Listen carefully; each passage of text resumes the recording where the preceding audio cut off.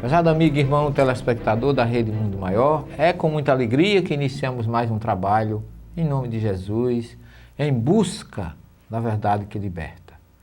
Gostaria de deixar bem claro que tudo que trazemos aqui não tem intenção nenhuma de destruir a fé, a religião, a crença de nenhum dos irmãos que nos assiste, ninguém de outra religião, nenhum cristão ou não cristão, porque como espírita aprendemos a respeitar a religião do outro. A própria Igreja Católica, no Concílio Vaticano II, tem um item que aconselha os católicos a se aproximarem de outras correntes religiosas, tendo respeito pela religião de todo mundo. E eu já falei isso aqui, nunca me canso de relembrar e de renovar essa minha posição, de que nós temos diferenças, sabemos disso, mas nunca deve ser, as nossas diferenças religiosas não deve ser motivo de que a gente desrespeite ou agrida um outro irmão que pertence a outra religião. Eu não entendo alguém que se diz seguidor de Jesus e tem coragem de condenar um irmão só porque não pertence à sua religião. Eu, inclusive, já ouvi algumas passagens aí, alguns filmes, algumas gravações no YouTube de alguém até me agredindo, porque dizendo que eu vivo falando que sei hebraico, grego e latim para fazer apologia ao espiritismo. Eu não faço apologia ao espiritismo, não faço proselitismo, porque o espiritismo não é proselitista. Eu não tenho interesse de trazer quantidade de pessoas para a doutrina espírita. Eu tenho interesse de levar Jesus para você que me ouve e que me assiste. Eu tenho interesse de trazer a paz e a harmonia entre os homens. Eu não tenho absolutamente nenhum ódio, nenhuma raiva de quem quer que seja, inclusive daqueles que me agridem graciosamente, porque tenha certeza, meu irmão, você não está me ferindo com isso. Eu mereço qualquer tipo de observação, mesmo que não seja boa, mas eu aprendo muito com as suas observações, com as suas oposições. E peço sempre a Jesus que ilumine a sua mente, que você, em vez de agredir ou desfazer do trabalho de alguém que busca Jesus como você fica agredindo, em vez de se unir. Jesus quer a união. A minha paz vos deixo, a minha paz vos dou. Meus discípulos serão conhecidos por muitos se amarem. Aquele que quiser ser o maior, seja o servidor de todos. Eu sei que eu não posso, de forma nenhuma, tirar essas pessoas como se fosse representante de uma religião. Não, porque eu tenho amigos em diversas facções religiosas. Eu tenho um amigo pastor da Batista, da Presbiteriana, da Anglicana, de várias correntes cristãs.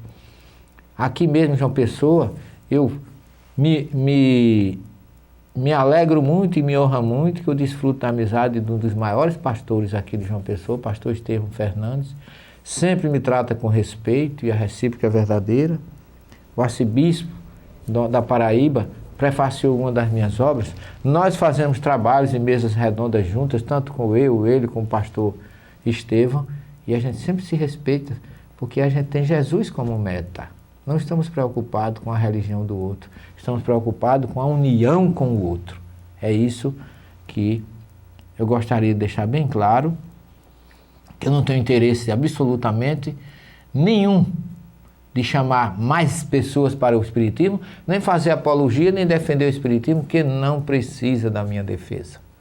O espiritismo será a doutrina do futuro, com os homens, sem os homens e apesar dos homens, porque não é doutrina que se fundamenta no homem, mas é uma doutrina dos espíritos. Os homens nunca podem destruí-la por isso, porque ela tem as suas raízes no mundo espiritual. Agora tem como base o Evangelho de Jesus. Tem como base a reforma interior, a imortalidade da alma. A reencarnação não é para agredir quem não acredita nela, mas porque a reencarnação é uma misericórdia divina. Aquele que deve ter a oportunidade de pagar, é ótimo. A reencarnação é o melhor meio de nos levar a Deus, com a nossa salvação, pela reconciliação com o nosso irmão, como fala Jesus em Mateus 5:25. Então, meu caro telespectador, não me deseje mal porque eu não lhe quero nenhum mal. Eu quero que Jesus esteja no seu coração, no meu coração, no nosso coração, e que a gente se ame e se respeite sempre. No nosso programa de hoje, nós vamos começar falando de conceitos importantes. Muita gente fala nos discípulos de Jesus, nos discípulos. Jesus não teve praticamente a palavra discípulo. É uma palavra hebraica, que vem do hebraico. Discípulo mesmo é latina, mas ela tem a sua origem no conceito hebraico que chama talmide, que é aquele que estuda, que é aquele aprendiz de um mestre. É o talmide. Seria, traduzindo para o português, um discípulo. É o que o grego chama de matetes, que significa aprender. E o latim, discípulos, aluno, aprendiz. No hebraico, a palavra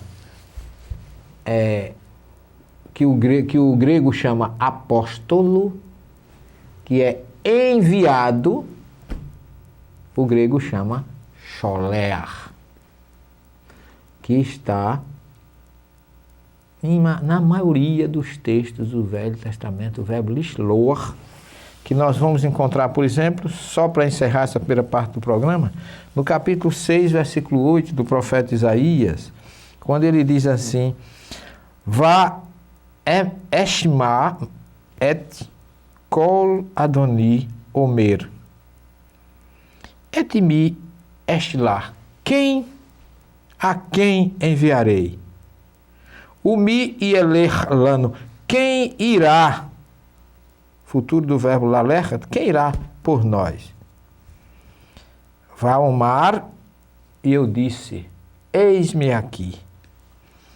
Shelachani, envia a mim. Então, Isaías foi enviado. Jesus começou falando lá em Lucas que Deus ungiu e o enviou.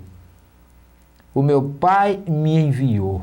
Jesus era um enviado. Enviado é mais do que discípulo.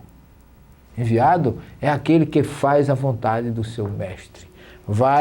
Por isso que as pessoas didaticamente chamam os discípulos de Jesus e o apóstolo Paulo. Por quê? Porque os discípulos estudaram, viveram, conviveram com Jesus.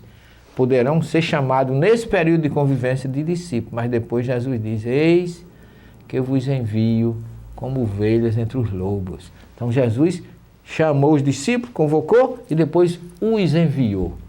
E ainda deixou aquele belo conselho: sede simples como as pombas e prudentes como as serpentes. Não saia daí, no minuto nós estaremos de volta com a segunda parte do nosso programa. Até já.